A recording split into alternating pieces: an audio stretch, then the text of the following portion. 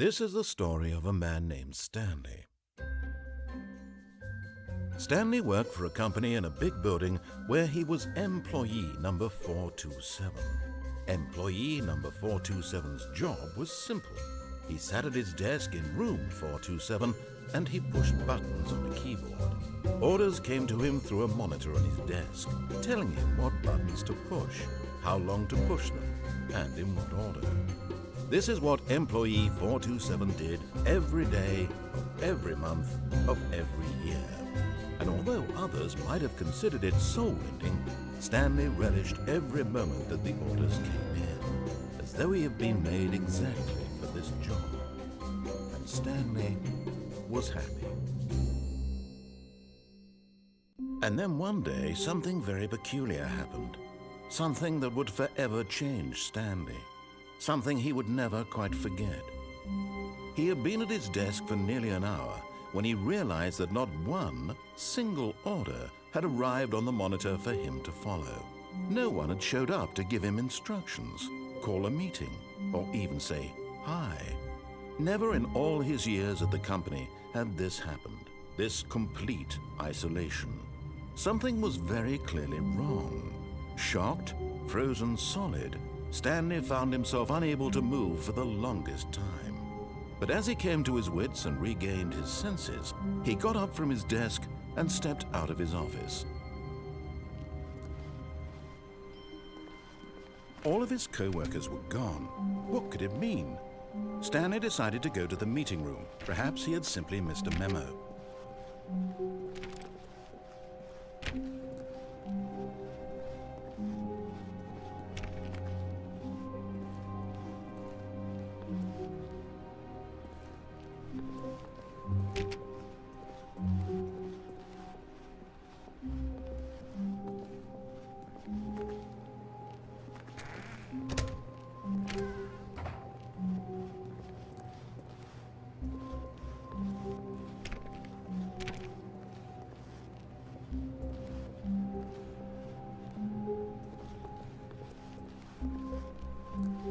When Stanley came to a set of 2 open doors, he entered the door on his left.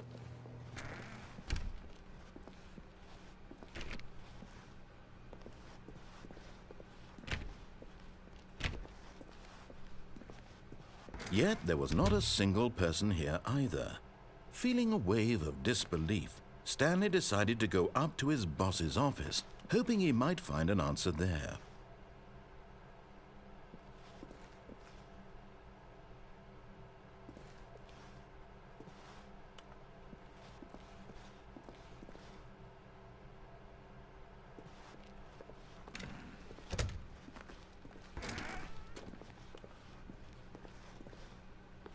Stanley stepped into the broom closet, but there was nothing here, so he turned around and got back on track.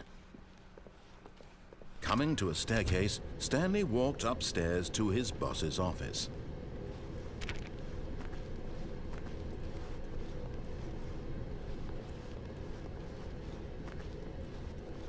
But Stanley just couldn't do it. He considered the possibility of facing his boss. Admitting he had left his post during work hours, he might be fired for that. And in such a competitive economy, why had he taken that risk? All because he believed everyone had vanished? His boss would think he was crazy. And then something occurred to Stanley. Maybe, he thought to himself, maybe I am crazy. All of my co-workers blinking mysteriously out of existence in a single moment for no reason at all? None of it made any logical sense. And as Stanley pondered this, he began to make other strange observations. For example, why couldn't he see his feet when he looked down? Why did doors close automatically behind him wherever he went? And for that matter, these rooms were starting to look pretty familiar. Were they simply repeating? No, Stanley said to himself, this is all too strange. This can't be real.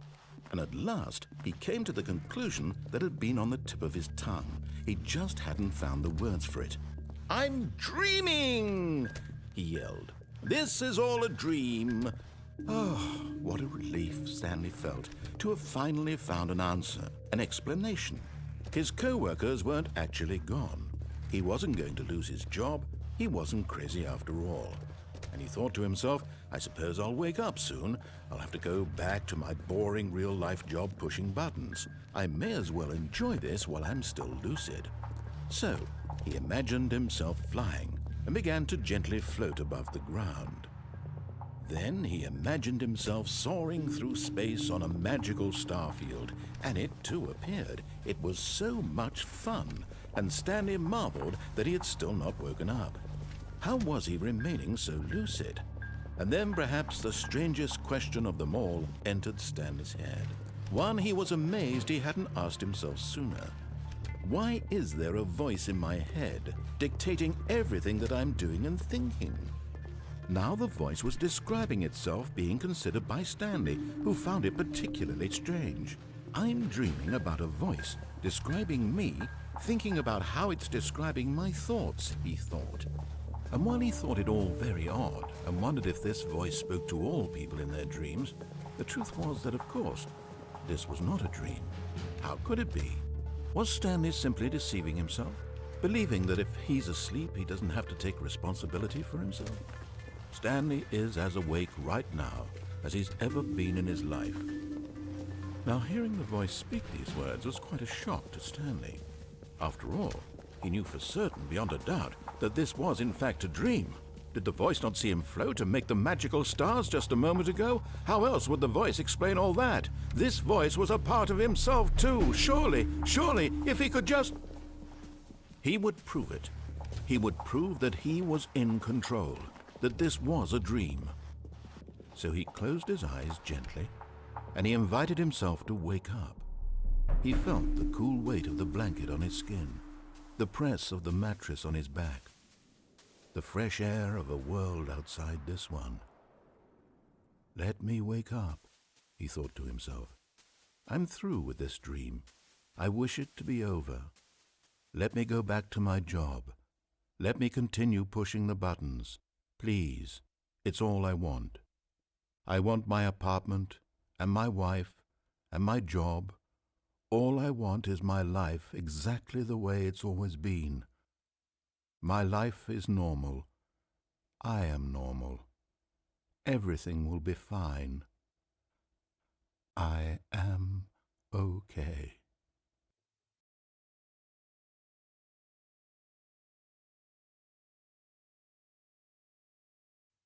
Stanley began screaming.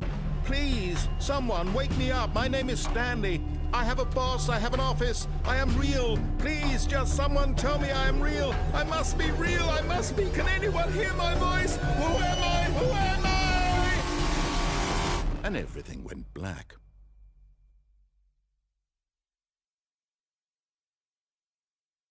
This is the story of a woman named Mariella. Mariella woke up on a day like any other. She arose, got dressed, gathered her belongings, and walked to her place of work. But on this particular day, her walk was interrupted by the body of a man who had stumbled through town talking and screaming to himself, and then collapsed dead on the sidewalk. And although she would soon turn to go call for an ambulance, for just a few brief moments, she considered the strange man. He was obviously crazy. This much she knew. Everyone knows what crazy people look like. And in that moment, she thought to herself how lucky she was to be normal. I am sane. I am in control of my mind. I know what is real and what isn't. It was comforting to think this, and in a certain way, seeing this man made her feel better. But then she remembered the meeting she had scheduled for that day. The very important people whose impressions of her would affect her career, and by extension, the rest of her life. She had no time for this, so it was only a moment that she stood there, staring down at the body. And then she turned and ran.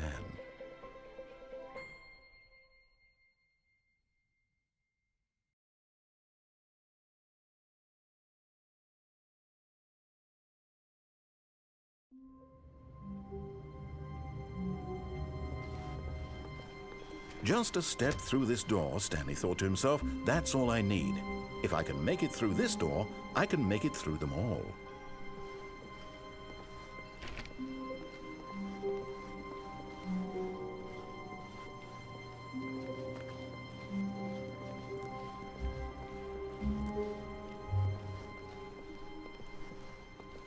When Stanley came to a set of 2 open doors, he entered the door on his left.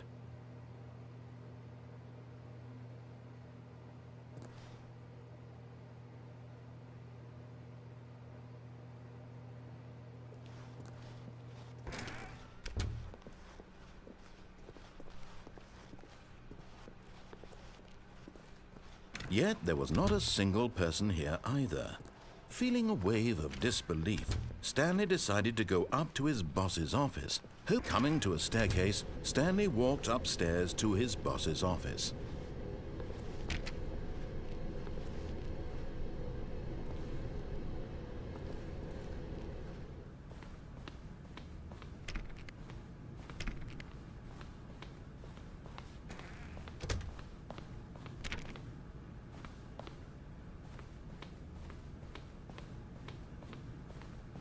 Stepping into his manager's office, Stanley was once again stunned to discover not an indication of any human life. Shocked, unraveled, Stanley wondered in disbelief who orchestrated this. What dark secret was being held from him? What he could not have known was that the keypad behind the boss's desk guarded the terrible truth that his boss had been keeping from him. And so the boss had assigned it an extra secret PIN number. 2-8. Stanley was in such a rush to get through the story as quickly as possible, he didn't even have a single minute to just let the narrator talk. That kind of anxiety isn't healthy, so he relaxed for a few moments with some calming New Age music.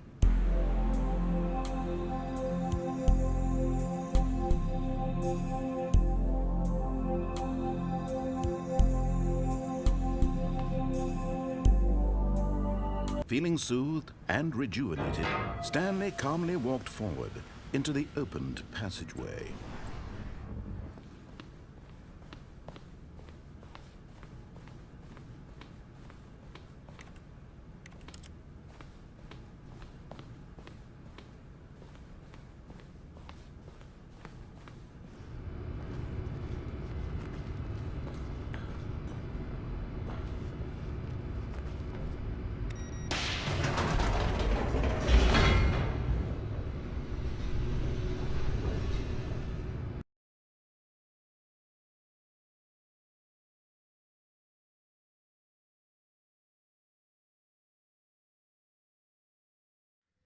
Descending deeper into the building, Stanley realized he felt a bit peculiar. It was a stirring of emotion in his chest, as though he felt more free to think for himself, to question the nature of his job. Why did he feel this now, when for years it had never occurred to him? This question would not go unanswered for long.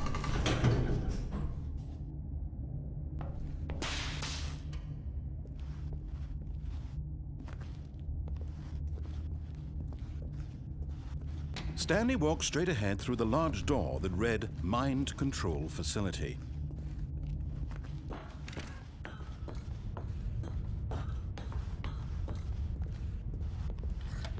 The lights rose on an enormous room packed with television screens.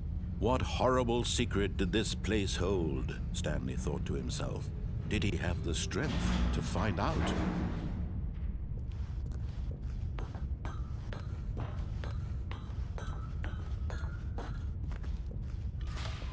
Now the monitors jumped to life, their true nature revealed.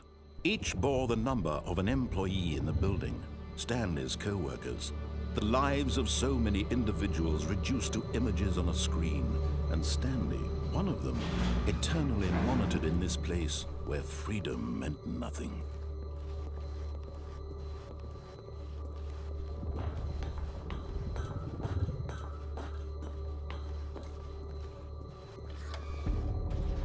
This mind control facility, it was too horrible to believe. It couldn't be true. Had Stanley really been under someone's control all this time? Was this the only reason he was happy with his boring job? That his emotions had been manipulated to accept it blindly?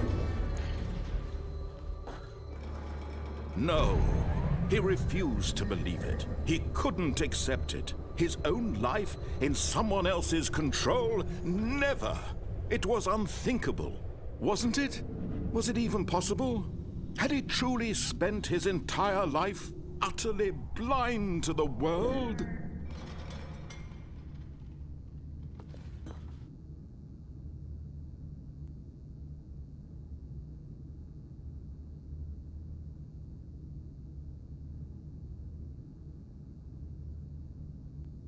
But here was the proof.